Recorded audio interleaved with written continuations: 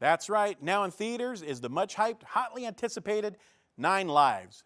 But we're going to talk about Suicide Squad. Viola Davis plays Amanda Waller, a government agent who enlists incarcerated and expendable DC Comics supervillains to take on an even worse big bad / threat to humanity. Or just in case Superman decides to intentionally kill people as opposed to accidentally. I guess the only thing to say about the movie for me is it's kind of a mixed bag. It has a lot of good things going for it, but overall, it mostly falls flat. I appreciate that unlike its predecessors BVS or Man of Steel, it's not bland and it has a pulse. And more importantly, it embraces the goofier aspects of the DC universe. Let's face it, as mostly great as the Nolan Batman movies were, in that universe, there could be no Clayface or Man-Bat. But here we got metahumans, we got sorcery, we got a sword that has somebody's soul possessed in it. The movie is well aware it's a comic book.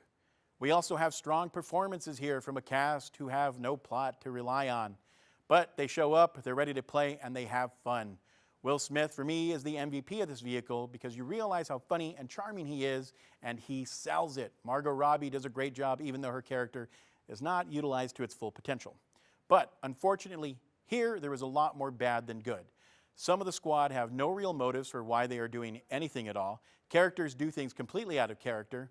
And how many times are we going to see a giant portal bringing evil into the world in films? It's tired and overused. In my opinion, you can see where the film tone changes and where the studio heads left their thumbprints and notes all over this. And that includes the soundtrack. No matter how well acted and engaging the performers are, the way they're introduced is lazy and sloppy. Essentially, the studio went back and said, make it more like Deadpool and Guardians of the Galaxy, which would be fine, except it's painfully obvious and intrusive. And at least in the other films, the music informed the character. And finally, Jared Leto's much-hyped Joker is completely underwhelming and unimpressionable.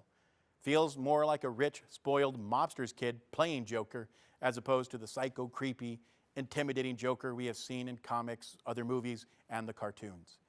Viola Davis is far more intimidating, and she didn't need to send dead animals to co-stars to get into character. She just used acting talent.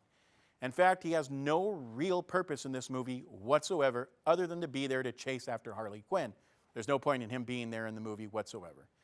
And in good conscience, I cannot stand here and tell you that I am not disappointed by a hypersexualized Harley Quinn and the fact that in 2016, the only Latino character is a gangbanger. So bottom line, if you're looking to see some of your fave DC characters smash and bash each other up with some quick one-liners and some snippy comebacks, you'll have a great time at the movies. But for those of you more engulfed in the DC universe and comics, you're going to be disappointed.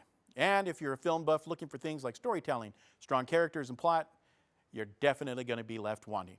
So, as the studio keeps churning them out, we can only hope they get better. I'm Adrian Amador. Thanks for watching.